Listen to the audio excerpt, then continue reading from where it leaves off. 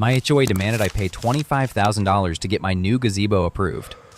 No, that wasn't a fee or a fine paid to the association. It was the mandatory, non-negotiable price I had to accept from a specific construction company they chose. Otherwise, I couldn't build. Period. Before you get the wrong idea, you have to understand something about me. I'm not some anti-authority guy who wants to stick it to the man. Far from it. My entire life, my entire career, is built on rules, on process, on order. I'm an IT project manager. My world is Gantt charts, scope documents, and risk mitigation spreadsheets. I find a weird, deep satisfaction in taking a chaotic, complicated project and turning it into a neat, color-coded series of steps that lead to a predictable, successful outcome. My wife, Jessica, she teases me about it all the time. She'll see me organizing the pantry with a label maker and just shake her head with that little smile she does. You're trying to put the soup cans on a critical path again, aren't you? And I love it. I love that predictability. It's what allowed us to build this life in the first place. Jessica's a pediatric nurse. She deals with real chaos, actual life and death situations every day. So when she comes home, she deserves peace. She deserves a life where the biggest crisis is whether we're ordering pizza or making pasta for dinner. We worked hard for that, saved every penny, and a few years ago, we finally bought our slice of the American dream, a 2-story house on a quiet cul-de-sac in a nice, orderly suburban neighborhood. The best part was the backyard. It wasn't huge, but it was ours.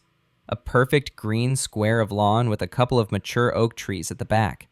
It was a blank canvas. And from the day we moved in, I had this vision. The project, as I called it in my head. A beautiful screened-in gazebo tucked into the corner of the yard. This wasn't just a whim. I'd spent, more hours than I'll ever admit to Jessica designing it in a 3D modeling program on my computer. I'd figured out the perfect dimensions, hexagonal shape, cedar wood. I'd planned where the ceiling fan would go, where to put the weatherproof electrical outlet so our son Jake could charge his phone, or we could plug in a small dorm fridge for drinks. I'd even simulated the path of the sun across the sky in summer to make sure the placement would give us the perfect amount of shade in the late afternoon. For me, it was more than just a structure. It was the final piece of the puzzle. I could picture it so clearly. Me at the grill, flipping burgers. Jessica relaxing on a wicker couch inside the gazebo, reading a book, safe from the dive-bombing Texas mosquitoes. And Jake, who's 14 and at that age where he wants to be with his friends but not too far from the Wi-Fi, could have his own space, a place to hang out that wasn't his bedroom or our living room. It was a family hub, a place for memories. It was the whole point of moving to a place like this. And our neighborhood was perfect for it. Serenity Creek Estates, they called it. You know the type. Every lawn is perfectly manicured.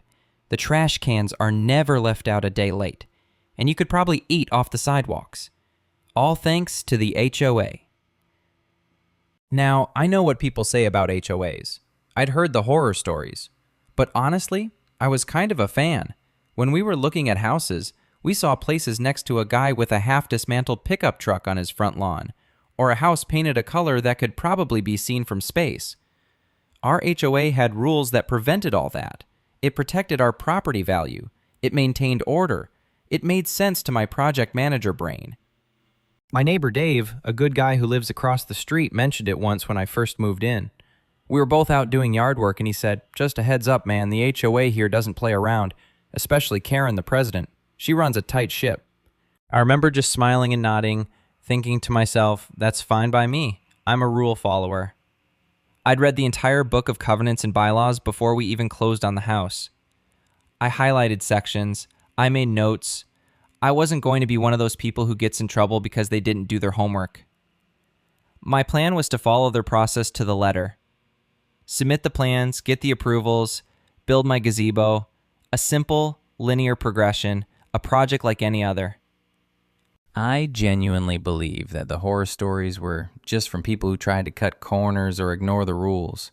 I thought if you were respectful, did your due diligence, and followed the established procedure, the system would work for you. It had to. That's how orderly systems work. So, sitting there in my home office with my perfect 3D model of the gazebo glowing on the screen and a folder full of printed plans and material lists on my desk, I felt nothing but excitement. I was ready to officially launch the project. I was a good resident, a man with a plan, and I was about to give the HOA a textbook example of how to do things the right way. I had absolutely no idea I was about to willingly step into a bear trap that had been patiently waiting for a guy just like me. Right, so the next Monday I decided to do it. I took my lunch break at home, gathered up my folder of plans. I'm talking architectural drawings, material lists, even a laminated 3D rendering of the finished gazebo, the whole 9 yards. I felt like a kid going to present his science fair project. I was proud of the work I'd put in. I walked down the street to the community clubhouse, which is where the HOA has a small office. I'd only ever been in the clubhouse for the annual neighborhood potluck, and never in the office part. It was exactly what you'd expect. Beige walls, beige carpet, and a large imposing desk made of that dark wood that tries to look expensive but just looks heavy. The air smelled faintly of lemon-scented cleaner and something else, toner, the smell of bureaucracy. And sitting behind the desk, framed by a perfectly organized array of pens and a nameplate that simply read Karen Miller, President, was the woman herself. I'd seen her around, of course. She was always impeccably dressed, even if she was just getting her mail. Today was no exception. She wore a crisp blouse, tailored slacks, and a string of pearls that looked a little too formal for a Tuesday afternoon in a suburban office. Her hair was a helmet of blonde perfection, and she smiled a tight, professional smile as I came in. It didn't quite reach her eyes. "Michael, isn't it?" she said, her voice smooth and practiced. "From down on Willow Creek Lane. Good to see you taking an active role in the community." I was a little taken aback that she knew my name and where I lived, but I figured it was her job. "Hi, Karen. Yes, that's me. I wanted to submit my plans for an addition to my property." I handed the folder across the desk. I expected her to open it, to look through the drawings I'd spent so much time on. Instead, she placed it squarely on the corner of her desk, unopened. It was like I'd just handed in a term paper I knew wasn't going to be read. "Excellent," she said, steepling her fingers. "We always appreciate when residents take the proper channels. It shows a respect for the process and for your neighbors. So many people just start building without a thought for our community's aesthetic integrity." I felt a little surge of pride. See? I was doing it right. I was one of the good ones. "Absolutely," I said. "I've read all the bylaws. I want to make sure this is done by the book." "Wonderful." She slid a single piece of paper and a pen across the desk towards me. It was a simple application form. Name, address, description of project. "Just fill this out for our records. And of course," she added, her voice never changing its pleasant, placid tone, "there's the architectural review fee." My brain stalled for a second. "The fee?" "Yes," she said, tapping a perfectly manicured nail on her desk calendar. "For the architectural committee to review your submission. It's a standard, non-refundable charge of $100. I just stared at her. $100? To have someone look at my plans? I was going to be spending thousands of my own dollars, using my own labor for some of it, on my own property, and I had to pay them $100 just for the privilege of asking permission? It felt wrong. Like a cover charge to get into your own house. I must have had a weird look on my face because she gave a little condescending laugh. "It's just a procedural fee, Michael. It ensures we don't get frivolous applications and helps cover the administrative costs of the review process. It's all in the bylaws, Section C, Paragraph 12. Of course, she knew the exact section. I felt my cheeks get a little hot. The last thing I wanted was to look like some cheapskate who hadn't done his homework properly. My whole strategy was to be the perfect, rule-abiding resident. Arguing over $100 would be a pretty bad start. "Right, of course, Section C," I mumbled, trying to act like I remembered it perfectly. I pulled out my wallet and took out my checkbook. My hand felt strangely heavy as I wrote out the check to the Serenity Creek Estates HOA. It felt less like paying a fee and more like paying tribute. I handed it to her along with the filled-out form. She took the check, glanced at it, and slipped it into a drawer without a word. "Perfect," she said, her smile returning. "The committee meets at the end of the week. You should hear back from us with a decision in about 10 to 14 business days. We'll be in touch." And that was it. I was dismissed. I walked out of the clubhouse and into the bright Texas sun feeling weird. On the one hand, mission accomplished. The project was officially underway. But on the other hand, the interaction left a sour taste in my mouth. The way she hadn't even looked at my plans. The casual way she demanded money just to do her job. It was the first time the HOA didn't feel like a service that protected my investment, but like a government I had to pay taxes to. Still, I shook it off as I walked home. It's just bureaucracy, I told myself. $100 is nothing in the grand scheme of the project. I followed the rules. I paid the fee. Now I just wait. The system is working. The 10 to 14 business days might as well have been a year. Every afternoon I'd find an excuse to check the mail, my stomach doing a little flip-flop as I opened the little metal door. Jessica would watch me from the kitchen window and just give me a look, half amusement, half sympathy. "It's like you're waiting for a college acceptance letter," she said one evening.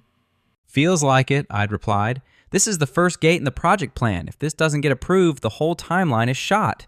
She just laughed and kissed my cheek. "Only you would have a Gantt chart for building a gazebo." Finally, on the 12th business day, it was there. A thick, cream-colored envelope with the Serenity Creek Estates logo embossed in the corner. It felt heavy, important. I brought it inside and set it on the kitchen island, taking a deep breath like I was about to defuse a bomb. "This is it," I said to Jessica. I slid it open carefully with a butter knife. The first thing I saw was a letter, printed on that same fancy thick paper. I started reading it aloud. "Dear Mr. Michael Johnson," I began. "The Serenity Creek Estates Architectural Review Committee has reviewed your submission for the construction of a detached gazebo structure on your property. We are pleased to inform you that your project has been approved." I let out a whoop of genuine joy. Yes, approved! I grabbed Jessica and spun her around the kitchen. All that worry, all that planning, it had paid off. I was through the gate. "That's great, honey," she said, laughing. "See, all that stress for nothing." "I told you," I said, feeling smug. "You just have to follow the process." I picked up the letter again to read the rest. My voice was triumphant. "Your detailed plans and respect for the established procedure are a testament to the kind of community-minded resident we value here at Serenity Creek.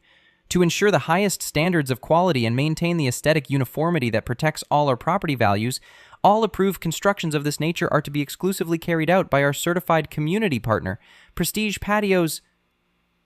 My voice trailed off as I read the last line. I had to read it again to make sure I wasn't having a stroke. "What is it?" Jessica asked, her smile fading as she saw my face. "Certified partner?" I mumbled. I looked back in the envelope. There was another sheet of paper in there. A quote. It had the Prestige Patios logo at the top, a slick, cheesy thing with a cartoon roof over the name. I scanned the line items, materials, labor, permit filing, all vague. Then my eyes landed on the number at the bottom, the one printed in bold. Total, $25,000. I just stared at it. It didn't compute. My brain was trying to find the error, the misplaced decimal point. I had done meticulous research. I'd priced out every single 2x4, every box of screws, every roll of screen. I'd gotten 3 ballpark phone estimates from local builders. Best case, doing some of the finishing work myself. I was looking at $5,000. Worst case, a full turnkey job, maybe 7 or 8. 25? It was a number from another planet. This has to be a typo, I said, handing the paper to Jessica. They must mean 2,500, right? She took it, her nurse brain instantly going into triage mode. She read it, then read it again. "Mike, it says 25,000. There are 3 zeros there." She looked from the quote back to the letter. "What does this mean? Exclusively carried out?" "I have no idea," I said, a cold knot forming in my stomach. "Let me call her." I grabbed my phone and dialed the HOA office number, my heart thumping. Karen picked up on the second ring, her voice as syrupy as ever. "Serenity Creek Estates, this is Karen." "Hi, Karen. It's Mike Johnson over on Willow Creek. I just received the approval letter for my gazebo. Thank you for that." I was trying to keep my voice light, casual. "Of course, Michael. We were very impressed with your submission. A model for other residents to follow." "Right. Well, that's great. I did have one quick question, though. I think there might have been a typo or some kind of mix-up with the quote from your partner company, Prestige Patios. There was a short, crisp pause on the other end. A mix-up? She asked, a sudden chill in her tone. I assure you, Stan and his team are very meticulous. I can't imagine they'd make a clerical error. Stan? She was on a first-name basis with them. Well, it's just that the price seems significantly high. I see, she said, and I could picture her pursing her lips. Michael, you have to understand, what we are offering here is peace of mind. Prestige Patios uses our pre-approved materials, our mandated color palettes, and they are bonded specifically with our association. This isn't just some handyman you found in the phone book. This is an investment in the community. The streamlined process ensures there are no cost overruns or shoddy workmanship, which protects everyone. It was like listening to a corporate robot. She wasn't hearing a word I said. But a 300% markup isn't a streamlined process, Karen. It's insane, I stammered. That is the approved process, she said, her voice now hard as ice. The decision of the committee is final. You can either move forward with our certified partner, or you can withdraw your application. The choice is yours. Have a wonderful day. Click. She hung up. I stood there, phone in my hand, absolutely stunned. The choice was mine? The choice was to pay a king's ransom or abandon a dream I've been planning for years? Jessica put a hand on my arm. Call the company, she said softly. Just talk to them. Numbly, I dialed the number for Prestige Patios. A man with a gravelly, overly confident voice answered. Prestige, this is Stan. You want it done right? You called the right guy. I explained the situation, my voice sounding weak even to my own ears. Stan just chuckled. It was a wet, unpleasant sound.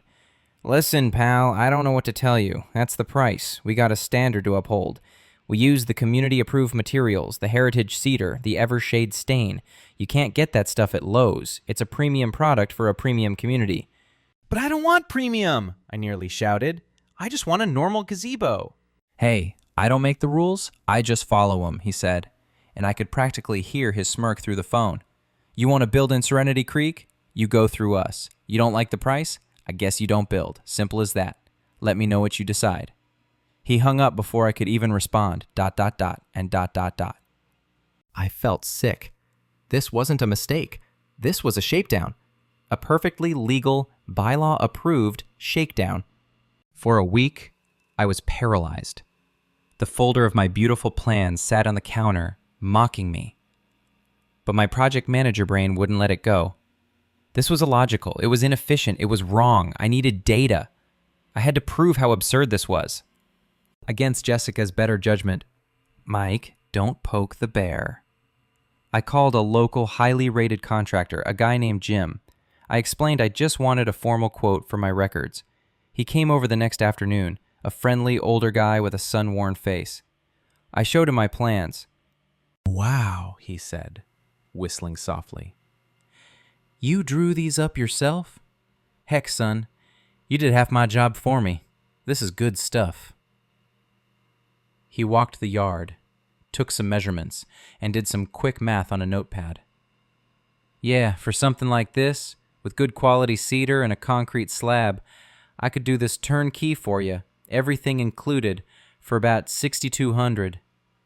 Maybe $65 if we hit rock when we dig. Thank you, Jim, I said, my heart soaring with validation. That's exactly what I thought.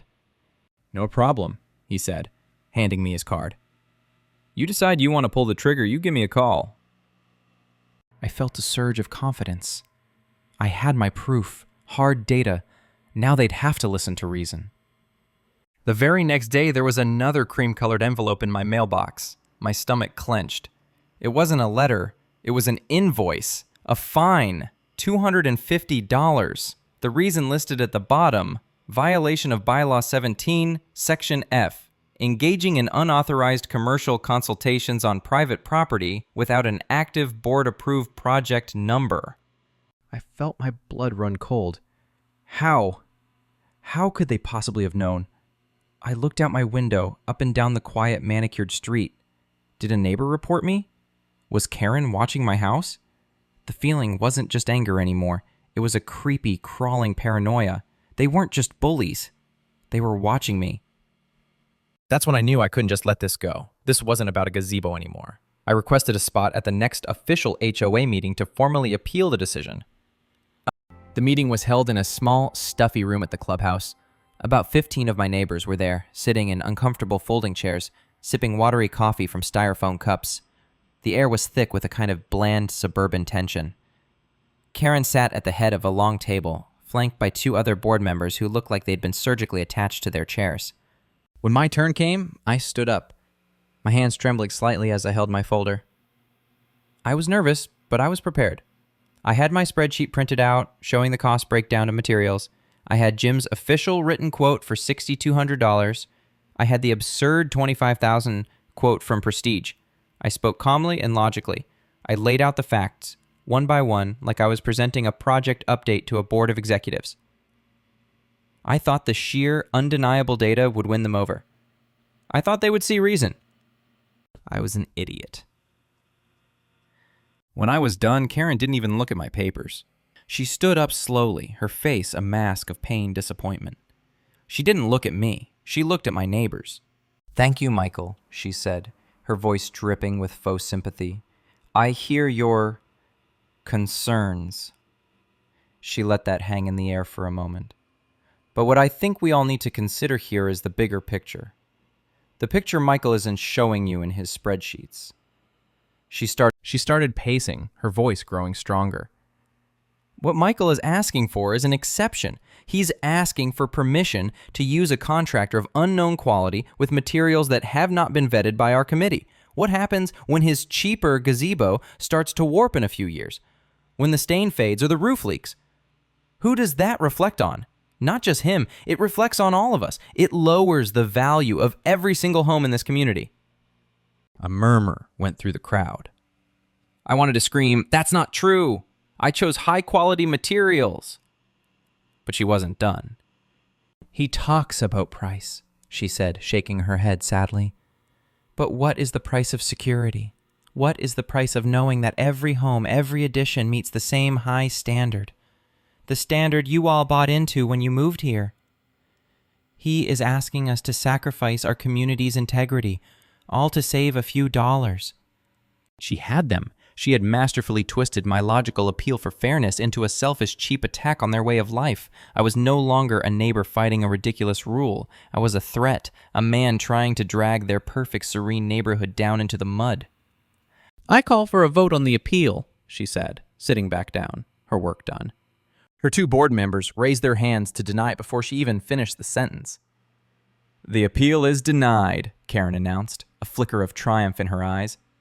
"The committee's original decision stands. Now the next item on the agenda is the annual pet parade." I just stood there, frozen. My face was burning with humiliation. I looked around at my neighbors. Dave, from across the street, wouldn't meet my eyes. A woman I'd chatted with at the bus stop just a week ago now looked at me with open suspicion. Jessica grabbed my hand, her grip tight. "Let's go, Mike," she whispered. We walked out of that room, the sound of polite applause for the pet parade proposal following us out the door. The orderly world I believed in, the system I had trusted, had not just failed me, it had turned on me, chewed me up, and publicly spat me out. I wasn't a resident anymore. I was the enemy. That walk home from the meeting was the quietest walk of my life. The air was still warm, the crickets were starting to chirp their evening song, and everything looked exactly the same. But it felt like I was in a different country. We didn't say a word until we were inside our house with the door locked behind us. Jessica finally turned to me, her eyes full of a weary sadness. "Mike, just let it go." "Let it go?" I was incredulous. "Jess, you saw what she did. She turned them all against me. She lied." "And she won," Jessica said, her voice flat. "She won. What else is there to do? We can't afford $25,000 for a gazebo, and we can't afford to be the neighborhood pariahs. Please, for us, just drop it. We'll save up and move in a few years if we have to." I looked at her, and for the first time, I saw real fear in her eyes. Not just for our finances, but for our life here. And a part of me, the logical, risk-averse part, knew she was right. The smart move was to retreat, cut my losses, and fade back into the beige scenery of the neighborhood. But another part of me, a part I didn't even know existed, was roaring. It was the part of my brain that sees a flaw in the code, an error in the system, and cannot rest until it's fixed. Karen hadn't just won, she had cheated. She'd broken the fundamental rule. The rules are supposed to be fair. And I couldn't let that stand. I can't, I said quietly. Not yet. She may control that little room, but this is America. There are other rules, bigger rules. Jessica just sighed and walked into the living room, leaving me alone in the kitchen with the ghost of my gazebo. My project manager brain kicked back into gear, but this time the project wasn't about wood and screws. The project was justice. And the first task on my new Gantt chart was consult legal counsel. I didn't want some billboard lawyer. I needed a specialist. I spent the next 2 days researching, cross-referencing, and reading reviews. I was looking for a lawyer who specialized in real estate law, specifically homeowner association disputes. I finally found one, a guy downtown named Mr. Davies. His website was dry, professional, and full of articles he'd written about HOA overreach. He seemed perfect. I paid the $400 consultation fee and went to his office the following week. It was a classic lawyer's office, floor-to-ceiling books, the smell of old paper, and a view of the city that probably cost more than my car. Mr. Davies was an older man, sharp and precise, with glasses perched on the end of his nose. I laid out the whole story just like I had at the meeting. I brought my folder, my spreadsheet, my quotes. I even brought the invoice for the $250 fine. I expected him to be outraged, to start talking about lawsuits and injunctions. Instead, he listened patiently, nodding occasionally. When I was finished, he leaned back in his big leather chair and laced his fingers together. "Well, Mr. Johnson," he said, his voice calm and even, "you have, I'm afraid, run headfirst into the brick wall that is Texas HOA law." My heart sank. What do you mean? I mean that when you bought your house, you signed a contract. That contract was your deed, and it included the covenants, conditions, and restrictions of the Serenity Creek Estates HOA. In doing so, you essentially agreed to be governed by a private little dictatorship. "But this isn't fair," I protested. "It's extortion." "Morally, I might agree with you," he said, giving me a thin, sympathetic smile. "Legally, it's complicated. Let me see your bylaws." I handed him the thick booklet I'd once been so proud to have read. He flipped through it with an expert's speed, his finger running down the pages. He stopped on a section. "Ah, here it is," he said. Article 9, Section 4. Architectural control. It states the board has the right to maintain aesthetic uniformity and to approve or reject any and all contractors or materials to that end. That, right there, is their legal shield. It's vague, but it's powerful. They'll argue that forcing you to use their certified partner is how they maintain that uniformity. "So I can't do anything?" I asked, my voice cracking. "You can sue," he said. "We could file a lawsuit claiming the board is not acting in good faith. We could argue that this rule is being applied unreasonably. But I have to be honest with you. It will be a long, bloody, and expensive fight. The HOA will use your own dues to pay for their high-powered law firm to fight you. They will bury us in motions. It could take years, and you'll be looking at legal bills in the tens of thousands of dollars, maybe more. And at the end of it all, a judge might still say a contract is a contract and rule in their favor." I felt the air leave my lungs. Tens of thousands of dollars, with no guarantee of winning. It was a war of attrition, and they had an unlimited budget, funded by me and my neighbors. "So what do you recommend?" I asked, feeling utterly defeated. "I recommend you pay the $25,000 or you don't build the gazebo," he said bluntly. From a purely financial standpoint, fighting this makes no sense. I paid the man for his time and walked out of his office into the glaring afternoon sun. The hope I'd felt, the belief in a higher set of rules, had evaporated. The system wasn't broken, it was designed to work this way. But I still wasn't ready to quit. There had to be another way, a path that didn't run through a courtroom. My next stop was the Better Business Bureau. I filed a detailed complaint online against Prestige Patios, outlining the price gouging and the coercive nature of their business arrangement with the HOA. A week later, I got a response. Stan, the owner, had replied to the complaint. His response was a masterpiece of corporate nonspeak. He wrote that their prices reflect the premium board-certified materials and craftsmanship required by the Serenity Creek community, and that they value their exclusive partnership, which ensures a consistent standard of excellence. Because he had responded, the BBB considered the case resolved. It was another dead end. A checkmark in a box that meant nothing. Then I tried the city. I went down to the municipal building and spoke to someone in the planning and zoning department. I explained the situation, hoping there was some city ordinance that prevented this kind of monopoly. The woman behind the counter listened with a tired expression like she'd heard it all before. "Sir," she said, "the HOA is a private entity. Your agreement with them is a civil matter. As long as the structure itself meets city building codes, we have no jurisdiction over who you hire or what your HOA requires. I'm sorry." Every door I knocked on was slammed in my face. Each failure made me feel more isolated, more powerless. The world was shrinking and the walls of Serenity Creek Estates were getting higher. My last desperate idea was to fight from the inside. If I couldn't get help from the outside, maybe I could rally the inside. I knew I couldn't be the only one who'd been strong-armed by Karen. I created a private Facebook group. I called it Serenity Creek Neighbors for Fairness. I sent discreet invitations to a few people I thought might be sympathetic, including my neighbor Dave. I wrote a carefully worded post explaining my situation and asking if anyone else had similar experiences with board-approved contractors. For a day, there was silence. Then, Dave sent me a text. "Dude, you need to take that page down. Now." Before I could even ask why, my phone buzzed with a notification. A new member had joined the group. Karen Miller. And then another. One of her board cronies. And then I got an official email from the HOA. It was a formal warning. I was being accused of fomenting dissent and utilizing social media to harass and defame board members. The email hinted at further fines and legal action if the group was not immediately disbanded. Someone I had invited had betrayed me. They had run straight to Karen.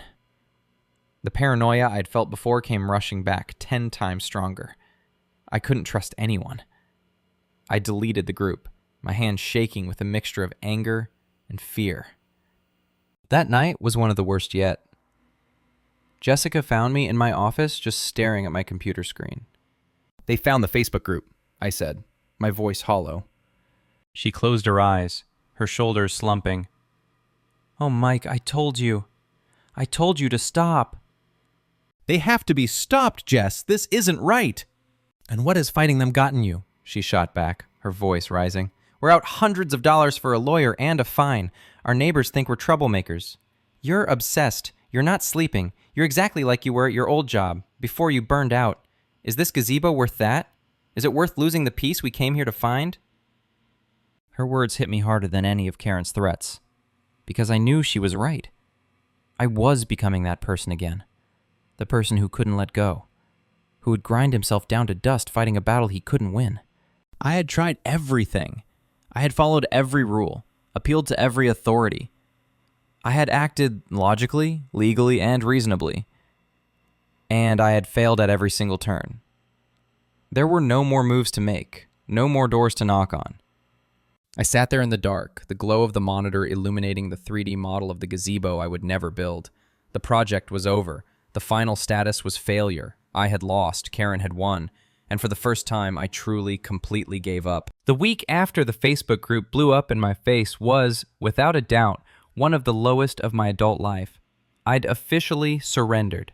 I sat Jessica down at the kitchen table and told her she was right. I was done. It wasn't worth it. The look of relief on her face was so deep it was almost painful to see, because I knew it was mixed with pity. She was watching me give up on something that had meant the world to me, and she was just glad the bleeding had stopped. The house got real quiet after that. Tense. We just stopped talking about it. The HOA, Karen, the gazebo, it all became this big invisible elephant sitting in our living room. Every time I'd walk past the back window and see that perfect empty patch of grass, I felt like a total failure. I'd gone into this whole thing armed with logic and reason, thinking I was the smart one, and I'd gotten taken apart by a woman with a smile as fake as the pearls around her neck. On Saturday, I decided it was time to bury the body. I went into my home office, pulled out a dusty cardboard box from the closet, and started packing. I took my folder, the one with all the beautiful laminated 3D renderings of the gazebo, and I put it in the box. I added the books on deck construction, the little wood samples, all of it. There's a strange, hollow feeling you get when you're packing away a dream. It felt like a funeral. For the final nail in the coffin, I sat down at my desk to pay that $250 fine, the penalty for having the nerve to get a second opinion. It was my tuition payment for a lesson learned the hard way. I pulled up the HOA's clunky website, navigated to their payment portal, and typed in my credit card number. I clicked submit. A little green checkmark appeared on the screen. It was done. I had tucked my tail between my legs and complied. I was officially a good, quiet, defeated resident of Serenity Creek Estates again. Also, for Lapdown yet, I should have just closed the laptop. I should have gone outside and mowed the lawn or washed the car. But I didn't. I just sat there staring at the screen, feeling empty. And for some reason, call it morbid curiosity, I guess. I opened a new tab and typed in the web address for Prestige Patios. the website loaded. Slick and professional. A slideshow of massive decks and elaborate pergolas rolled by, featuring smiling, happy families, probably actors, sipping iced tea in their absurdly expensive backyards. A fresh wave of bitterness hit me. This was it. This was the monument to Karen's whole rotten system. And then I did something. It wasn't a conscious thought. Not really. It was just a reflex, a muscle memory from my job. When a piece of software is acting weird or you want to see what makes it tick, you don't just stare at the pretty surface. You look under the hood. My hand moved the mouse on its own. I right-clicked and my eyes went right to the option, View Page Source. My screen was instantly filled with a wall of computer language, just thousands of lines of the guts of the website. To most people, it's a meaningless jumble, but to me, it's just the back office. I wasn't looking for anything. My mind was still numb. I was just scrolling, my finger rolling the little wheel on my mouse, just looking. I was about to close the tab when a line of text caught my eye. It was a different color, a faded gray. It was a developer's comment, a hidden note that programmers leave for each other, invisible to anyone just browse the site. They're usually boring things like end of header section or fix this link later. But this one was different. I leaned in closer to the screen. It was a note to the programmer from himself. It said something like, "Note to self, update portfolio pics from Kay's Smug Mug Gallery." And right after it, there was a web address. My heart started to beat a little faster. I read the comment again. .com//Kay's Smug Mug Gallery. I looked at the web address next to it. It was a link to a photo sharing site, a place called Smug Mug. But it was the end of the address that made the hair on my arms stand up. It was the name of the specific gallery. Karen's Creations. Karen's Creations. Karen. The world seemed to stop. It made absolutely no sense. Why would the web developer for Stan's construction company need to get pictures from a personal photo gallery belonging to Karen, the HOA president? Why would a woman like Karen even have a photo gallery called Karen's Creations? And why on God's green earth would a hidden note about it be buried here in the source code of this website? My brain scrambled for a logical explanation. It had to be a coincidence. A different Karen. It had to be old code that a lazy developer forgot to delete. There were a million reasons why it could be nothing. But I'm a project manager. My entire career is built on finding the one thing that doesn't fit, the one piece of data that's out of place, the single anomaly that can signal a catastrophic failure in an entire system. And this was the anomaly of a lifetime. It was a loose thread. The heavy fog of depression that had been smothering me for weeks started to burn away. It was replaced by a sharp, cold, electric feeling. It wasn't exactly hope. It was something cleaner, more powerful. It was a single driving question. Why? I moved the cursor over the link. My hand was steady. I clicked it. The browser opened a new tab, and a moment later, the page loaded. It was a smug mug photo gallery, all right, and it was locked. "This gallery is password protected," the screen said. Of course it was. But it didn't matter. A real, actual smile spread across my face for the first time in a month. I wasn't a defeated homeowner anymore. I was a project manager who just found a critical bug in the production environment. The project wasn't over. It was just entering a new phase. Present. I stared at that password screen for a long time. But I wasn't seeing a locked door. I was seeing a confirmation.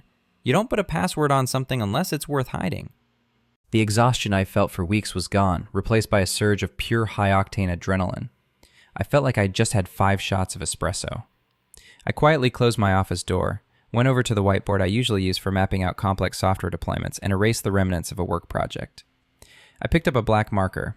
At the top of the board, I wrote a new project title, Operation Chimera. I called it that because it was a monster with many heads, Karen, Stan, the HOA board, but I knew they were all connected to a single body. My project manager brain, which had been dormant and depressed, came roaring back to life. This wasn't an emotional problem anymore. This was a data problem. It was a system with a critical flaw, and my job was to define it, document it, and expose it. I stayed up almost all night mapping it out. The goal wasn't just to build a gazebo anymore. The goal was to dismantle the entire corrupt system that stopped me. I created a project charter outlining the key stakeholders, me, my family, my neighbors, and the antagonists, Karen, Stan, the board. I created a list of tasks, a risk assessment, and a timeline. For the first time in this whole mess, I felt like I was back in control. I wasn't just reacting to their attacks. I was designing my own offensive. The next morning, Jessica came into the office with 2 cups of coffee. She saw the whiteboard, covered in circles, arrows, and notes. Her face fell. "Oh, Mike," she said, her voice full of dread. "I thought we were done with this." "We are done with their game," I said, taking a cup from her. I turned and pointed at the whiteboard. "Now we're going to play mine." She wasn't convinced. I couldn't blame her. All I had was a weird link to a locked web page. It sounded crazy. "Jess, listen to me," I said, trying to keep my voice calm and logical. "I'm an IT guy. My whole job is to look at systems. When something doesn't make sense, when a piece of data shows up where it shouldn't, it's not a coincidence. It's a symptom of a deeper problem. That link is a symptom. I don't know what the disease is yet, but I know how to find it. Just trust my process. This time, I'm not going in angry. I'm going in with a plan." She looked at me, then at the board, and saw something different in my eyes. Not the desperate frustration from before, but a focused, analytical calm. "Okay, Mike," she said slowly. "Show me." And so began Phase 1, information gathering. The first task was to prove a concrete link between Karen and Stan from Prestige Patios. A hidden photo gallery wasn't enough. I needed something real, something undeniable.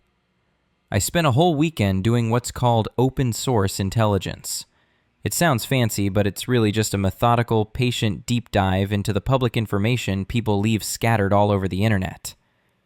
I wasn't a hacker. I didn't need to be. I just used Google, social media, and public records search engines. I found Karen's public-facing Facebook profile. Mostly pictures of her garden and posts about community events. Boring. I found Stan's profile. Mostly pictures of fish he'd caught and blurry photos of sports games. Also boring. But people are connected. I started looking at their friends lists, at photos they were tagged in by other people. For hours, it was a dead end. Then, I found it. It was on the Facebook page of some distant cousin of Karen's who lived in another state. The cousin had posted a big photo album from a family reunion 5 years ago. And there, in a brightly lit church basement, was a group photo. The caption read, "So great to see my cousins Karen and Susan with their husbands." Zoomed in. There was Karen with her helmet of hair and a tight smile. Next to her was a woman who looked like a slightly younger version of her. And next to that woman, with his arm slung around her shoulder, was a man with a smarmy grin and a familiar gravelly face from his company's website. Stan. My heart leaped. I took a screenshot and saved it. Task 1 complete. Stan wasn't just a partner. He was Karen's brother-in-law. Now for Phase 2. The money trail. I knew I couldn't get their bank records, but I had a right to see the HOA's books. I sat down and composed a formal letter citing the exact bylaw Mr. Davies had pointed out, Article 12, Section 2, Availability of Records. I requested a complete, detailed financial statement for the last 3 years, including a line item breakdown of all fees collected and all administrative expenditures. I sent it via certified mail, so they'd have to sign for it. There would be a paper trail. While I waited for their response, which I knew they would delay as long as possible, I moved to Phase 3, the human element. I couldn't be the only person they'd done this to. I needed to find other victims. I thought about my neighbor Dave. He'd been sympathetic but scared to get involved. I realized I'd approached him the wrong way before, asking him to join a fight. This time, I approached him with data. I caught him while he was watering his lawn one evening. "Hey Dave," I said, keeping my voice low. "Can I show you something real quick, off the record?" Intrigued, he followed me into my garage. I showed him the screenshot of the family reunion photo on my phone. "That's Karen," I said, "and that's Stan from Prestige Patios. He's her brother-in-law." Dave's eyes went wide. "You're kidding me," he whispered. "I knew she was a piece of work, but wow." "I'm not asking you to join a crusade," I said. "I'm just asking if you know anyone else who's had to get a big project approved. Anyone who's complained about the cost." He thought for a minute, looking over his shoulder nervously. "The Millers, down the street," he said. "They had their whole deck rebuilt last year. I remember Tom Miller complaining to me at the 4th of July barbecue that it cost him almost 30 grand. Said the HOA made him use that Prestige guy. He gave me another name too, a young couple who'd had a fence replaced for what he called a crazy price." "Thanks, Dave," I said. "This helps. A lot." "Just be careful, Mike," he said. "She doesn't just get mad. She gets even." A week later, I got a thick envelope from the HOA. It was their response to my request. As I expected, it was practically useless. The financial statement was a high-level summary. Just big, round numbers under vague categories like landscaping, pool maintenance, and administrative costs. There was no line item breakdown of the $100 application fees I'd asked for. They were stonewalling me. But they'd made a mistake. They'd sent me something, and it was enough. That night, Jessica and I sat at the kitchen table with highlighters and 3 years of these useless-looking budget summaries. "What are we even looking for?" she asked. "An anomaly," I said. "Something that doesn't add up." We went through it page by page. It was tedious, boring work. But then, Jessica, with her nurse's eye for charts and details, pointed to a line. "That's weird," she said. "Look at this, the administrative costs line item. It jumped up by about $5,000 2 years ago, and it stayed that high." "Maybe they hired someone?" I suggested. "Maybe," she said. "But look at the other years. Everything else goes up by a little bit each year, you know, for inflation. Landscaping, insurance, it's all gradual. This one is a sudden flat jump. It's not a percentage, it's a lump." She was right. It was another piece of data that didn't fit. It wasn't proof of anything, but it was a question mark. A big, fat, $5,000 question mark. I spent the next week putting it all together. I felt like one of those detectives in the movies, piecing together a conspiracy on a corkboard. I had the photo proving the family connection. I had the names of 2 other potential victims from Dave. I had the HOA's own financial documents showing a suspicious jump in costs. And I had the original sin, the hidden link in the website's code. It wasn't a smoking gun. It was a collection of smoking shells. But it was enough. I had a foundation built on facts, not just feelings. I finally had a case. I stood in my office, looking at my whiteboard. The project plan was filled out, the risks were assessed, the evidence was gathered and cataloged in a neat little folder on my computer. I wasn't just a frustrated homeowner anymore. I was armed. I turned to Jessica, who had been watching me with a mixture of fear and awe. "Okay," I said, a slow, confident smile spreading across my face. "I think I'm ready. It's time to call a meeting." There's a big difference between having a plan on a whiteboard and actually executing it. A plan is clean. It's logical. People are messy. My first move wasn't some big dramatic confrontation. It was quiet, strategic. I needed to confirm the other victims, the names Dave had given me. My plan said, approach potential allies, present evidence, build coalition. It sounded so simple on the board. I started with the Millers, the older couple who'd supposedly paid a fortune for their deck. I walked over to their house one afternoon, my folder of evidence tucked under my arm like a Bible salesman. Mr. Miller answered the door. He was a frail-looking man with kind, watery eyes. I gave him the short version of the story, showed him the picture of Karen and Stan. I saw a flicker of recognition in his eyes, a deep, weary anger. "We knew it," he said, his voice barely a whisper. "We knew something wasn't right. $30,000 and the wood started warping after a year?" I'm building a case, I said, my heart starting to beat faster. I just need people to confirm what they paid, to show a pattern. Suddenly, his wife appeared behind him. She was looking at me with pure terror. Thomas, no, she said, grabbing her husband's arm. Don't you get involved. You know what she's like. She'll find a way to fine us for the cracks in our driveway. She'll make our lives miserable. She turned to me. Please, son, just leave us be. We're too old for this kind of fight. And with that, she gently closed the door in my face.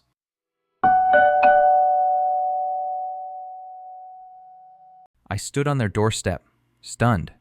My first major step, and I'd fallen flat on my face. The plan on my whiteboard hadn't accounted for fear. Real, legitimate, ground-in fear. I realized I couldn't ask these people to stand up for themselves. They'd been living under Karen's thumb for so long, they'd accepted it as a fact of life, like bad weather. I walked home, dejected. My perfect plan was already failing. Jessica saw it on my face when I walked in. "It didn't work, did it?" she asked. They were too scared, I admitted, slumping into a chair at the kitchen table. The plan is flawed. I can't rely on people. I need something that can't be intimidated. I need more paper, more proof. That's when I had to adapt. My original plan was to use the victims to question the budget. Now I had to use the budget to help the victims. I went back to that weird $5,000 jump in administrative costs that Jessica had found. It was a ghost in the machine. I had to know what it was. My new plan was riskier. I had to find a way inside. Not the current HOA, that was a fortress, but maybe the old HOA. I spent another night digging. This time through the public minutes of old HOA meetings I found on their terrible, outdated website. I was looking for names. I found the budget from 3 years ago, the last one before the cost anomaly appeared. And I found the name of the treasurer who had signed off on it. A guy named George. I cross-referenced the meeting minutes. 2 months after that budget was approved, the minutes noted that George had resigned from the board for personal reasons. Personal reasons. The corporate world's favorite euphemism for, I was pushed out or quit in disgust. It took me another week to find him. I finally tracked down a George Henderson who lived 2 towns over. I found his email address through his Alumni Association website.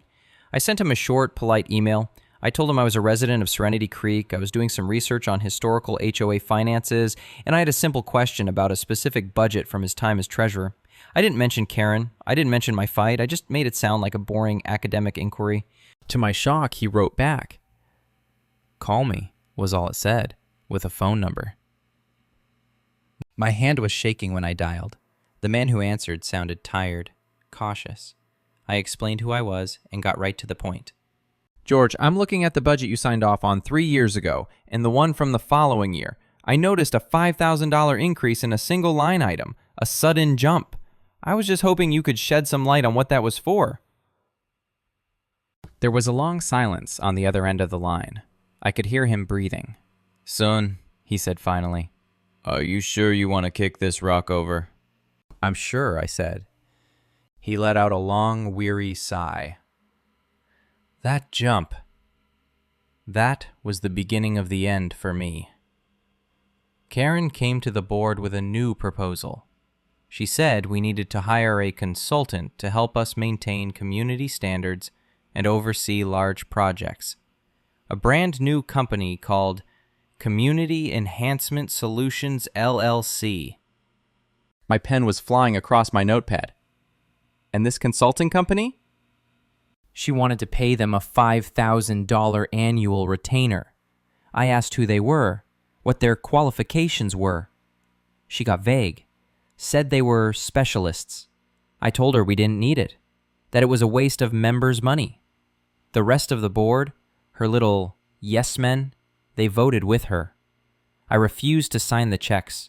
I resigned 2 weeks later. Do you know who owns the LLC? I asked, my voice tight with anticipation. Never found out, he said, but it smelled bad then, and I guarantee it smells worse now. Good luck, kid. You're gonna need it. He hung up. I stared at my notepad. Community Enhancement Solutions, LLC. This was it. This was the mechanism. This was how she was laundering the money. But now she was fighting back. Karen must have heard I was digging around, talking to the Millers, emailing ex-board members. She must have felt the ground shifting under her feet, because the next day, the real counterattack came. It arrived via a courier, a thick, terrifyingly official-looking envelope from a high-priced downtown law firm. Inside was a formal cease and desist letter. It accused me of a litany of sins, harassing and intimidating elderly residents, slandering the good name of board members, and attempting to destabilize the community. It demanded I immediately stop all inquiries and communications regarding HOA business. But that wasn't the worst part. Tucked behind it was another document.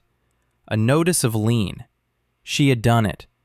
She had placed a lien on my house for the original $250 fine, plus, and this was the masterstroke of her viciousness, $2,000 in, quote, legal fees the HOA had incurred by having their lawyer draft the very letter I was holding in my hand. I felt a surge of pure white-hot rage. This was her checkmate move. She was trying to scare me into silence by threatening my family's home. She thought she had me cornered. She had just made the biggest mistake of her life. She rebought. That lien was a public document. And that LLC Georgia told me about, its registration was also a public document. The rage cleared my head, leaving behind a cold, hard purpose. I went to my computer and pulled up the state's business registration database. I typed in Community Enhancement Solutions, LLC. The registration details popped up instantly. My eyes scanned down to the line for the registered agent, the legal owner of the company. It wasn't Karen. She was too smart for that. The name listed was Susan Kowalski. Kowalski, Stan's last name. A quick search of the family photo confirmed it. Susan was Karen's sister, Stan's wife. The whole scheme laid itself bare in my mind. It was sickeningly brilliant. The money didn't go directly from Stan to Karen. That would be too obvious. No. The mandatory inflated contracts with Stan's company were just step one. Step two was the HOA paying a bogus $5,000 consulting fee, plus, I was willing to bet, a percentage of every major project to a shell company owned by Karen's own sister. The money was being washed, laundered right through the HOA's official budget. They were using our own money to pay themselves for shaking us down. I leaned back in my chair, holding the lien notice in one hand. Karen thought this piece of paper was her shield. She thought it was her weapon to shut me up for good. But she was wrong. It was her confession. It was the final piece of evidence I needed, the one that connected her threats directly to her financial scheme. She had just given me the motive, the ammunition, and the righteous anger to see this through to the end. The project plan on my whiteboard was no longer just a plan. It was a prophecy. I picked up the phone, my heart hammering not with fear, but with a powerful surging sense of victory. I wasn't calling a lawyer. I was calling my neighbor Dave. Dave, I said, my voice steady. Get ready. We're calling a special meeting, and this time, I'm setting the agenda. Getting this special meeting to happen was a battle in itself. According to the bylaws, a member could call one if they got signatures from 10% of the homeowners.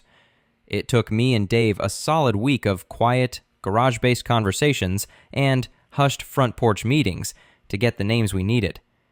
The lien Karen had put on my house was a double-edged sword for her. It scared some people, but it infuriated others. It was such a blatant act of bullying that it pushed a few of the fence sitters over to my side. The night of the meeting, the little clubhouse room was packed. It wasn't the usual 15 sleepy residents. It was more like 50. People were standing along the back wall. The air was electric. You could feel the difference. This wasn't a meeting about pet parades. This was a showdown. Though Karen and her two cronies sat at the head table, trying to look calm and in charge, but I could see the tension in her jaw. She was gripping her pen so hard her knuckles were white. She opened the meeting by trying to seize control immediately. Good evening, she began, her voice tight. As you know, this unusual meeting was called by Mr. Johnson. Before I turn the floor over to him, I feel it's my duty as president to address the recent, unfortunate actions that have led us here. The board does not take the decision to place a lien on a resident's property lightly. It is a last resort, used only when a member refuses to comply with the community's established rules and financial obligations. She was painting me as a deadbeat before I even opened my mouth. It was a smart move, but I had my own plan. Thank you, Karen, I said, walking to the front of the room with my laptop. I had a projector set up, aimed at a pull-down screen on the wall. I appreciate that introduction, because you're right. This is about rules and financial obligations. I clicked the first slide. It was a beautiful 3D rendering of my gazebo. This is where it all started, I said, my voice calm and steady.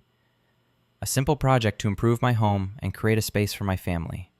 I followed the rules. I submitted my plans. I paid the $100 fee. I clicked to the next slide. It was a side-by-side comparison. The $6,200 quote from Jim, the local contractor, and the $25,000 mandatory quote from Prestige Patios. A low murmur went through the room. My project was approved, I continued, but only if I agreed to pay a price that was 400% higher than the market rate. When I questioned this, I was told it was about maintaining standards. I was told Prestige Patios was a certified partner. What I wasn't told, I clicked again, is that Prestige Patios is owned by this man, Stan Kowalski. The next slide was the family reunion photo. I had used the red circle to highlight Karen and another to highlight Stan. And Stan Kowalski, I said, letting my eyes sweep across the room, is Karen's brother-in-law. The murmur in the room grew into a wave of shocked whispers. I saw people turning to look at each other, their eyes wide. Karen's face went pale. That is a private family matter, she snapped from her chair. It has no bearing on the professional standards of this community. Doesn't it? I asked calmly. Let's talk about professional standards. Let's talk about the HOA's budget. I clicked to the next slide. It was the high-level budget summary she had sent me. I asked for a detailed financial statement. This is what I received. Vague categories, no details. But I did notice something odd. A sudden, unexplained $5,000 jump in administrative costs 2 years ago. So I did some more research. I told them about George, the former treasurer. I told them his story about the mysterious consulting company that Karen had pushed through. The company he'd resigned over. That company, I said, my voice getting louder, is called Community Enhancement Solutions, LLC. And for the last 2 years, this HOA has been paying them a $5,000 annual retainer. Plus, I suspect other fees out of our money, out of your money. Karen was on her feet now. This is an outrageous slander. You have no proof of any of this. It's all hearsay from a disgruntled former member. You're right, Karen, I said, looking her dead in the eye. Hearsay isn't enough. That's why I believe in documentation. Public records, for instance. I clicked the remote one last time. The final slide loaded onto the screen. It was a screenshot from the state's official business registration website. It was the filing document for Community Enhancement Solutions, LLC. I had highlighted the name of the registered agent in bright yellow. The room fell dead silent. You could have heard a pin drop. I picked up the laser pointer from the table and aimed a trembling red dot at the screen. Pero. The legal owner of the company that our HOA has been paying thousands of dollars to, I said, my voice ringing with a clarity I didn't know I possessed, is a woman named Susan Kowalski. I let that hang in the air for a beat. Then I turned back to the family photo on the projector. I moved the laser pointer from Stan to the woman standing next to him. Karen's sister, Stan's wife. The silence broke. It was like a dam bursting. The room erupted. It wasn't just whispers anymore. People were shouting. I saw Mr. Miller, the man who had been too afraid to talk to me, stand up, his face flushed with a righteous fury. $30,000, he yelled, pointing a shaking finger at Karen. That's what you charge me for a deck that's falling apart. Was that for standards, Karen? Or was it to line your sister's pockets? A woman in the back stood up. And my fence, $8,000. It was absurd. Karen was just standing there, her mouth opening and closing like a fish, but no sound was coming out. Her face had gone from pale to a blotchy, terrified red. Her carefully constructed world of rules and intimidation was being torn apart, right in front of her. She looked at her neighbors, not with the cool superiority she always had, but with the panicked eyes of a cornered animal. She had lost control, completely. Dave, my neighbor, stood up. He wasn't the quiet, nervous guy from before. He was filled with a confidence I'd never seen. I make a motion, he shouted over the noise. I make a motion that we immediately suspend Karen Miller and the entire current board of directors, pending a full, independent, forensic audit of this association's finances for the last 5 years. Second, yelled a half-dozen voices at once. All in favor, Dave yelled. A forest of hands shot up. It was nearly unanimous. I looked over at Karen. She just sank back into her chair, defeated. The fight was gone. There was nothing left. The smiling tyrant of Serenity Creek Estates had been dethroned. I stood there, my laptop in my hand, watching it all unfold. I hadn't just won my little fight. We had taken our community back. The power wasn't in her hands anymore. It was back in the room, with us, with the people. It was messy, it was loud, and it was glorious. That all feels like it happened in another lifetime. The forensic audit, as you can imagine, was a spectacular train wreck for Karen. It turned out that my little $5,000 anomaly was just the tip of the iceberg. The consulting company owned by her sister was getting a cut of every single major project approved by the board. Fences, decks, roof replacements. If it cost more than a few grand, a percentage was funneled through that LLC. The audit uncovered over $100,000 in bogus fees and kickbacks over 5 years. The last I heard, Karen and Stan were both under investigation by the State Attorney General's Office for Fraud, and the IRS was taking a very, very close look at their tax returns. They sold their house in a hurry, at a loss, I heard, and just disappeared. There was no big dramatic confrontation on their lawn. They just vanished in the middle of the week like ghosts. Sometimes I wonder if she ever feels a shred of remorse. Probably not. People like her don't think they did anything wrong. They just think they got caught. The HOA is a different place now. Dave is the new president. He complains about the headaches all the time, but he's good at it. He's fair. The meetings are open, the budgets are transparent down to the last penny, and the whole certified partner program was the first thing they voted to abolish. Mr. Miller and the other families who got ripped off are part of a class action lawsuit to try and get some of their money back. I don't know if they'll succeed, but for the first time, they have a chance. The fear in the neighborhood is gone. It's been replaced by something else, a sense of ownership. People talk to each other more. They wave when they get the mail. It feels less like a sterile subdivision and more like a neighborhood. I learned a lot through all this. I started out believing that if you just followed the rules, the system would protect you. I learned that systems are just tools, and they can be used for good or for evil. The rules don't protect you, people do, and sometimes you have to be the person who stands up and reminds the system what it's supposed to be for. My relationship with Jessica is stronger than ever. We went through a fire. She saw me at my absolute lowest, and she saw me find a strength I didn't know I had. She admitted to me a few weeks ago that she was terrified I was turning back into the obsessive, burned-out man she'd married the first time. But she said this was different.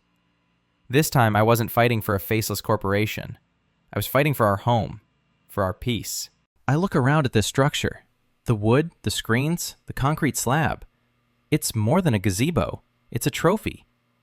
It's a reminder that a regular guy with a laptop and a stubborn refusal to be bullied can actually make a difference. I use the skills I learned in my boring, predictable job to fight a very unpredictable battle. And I won.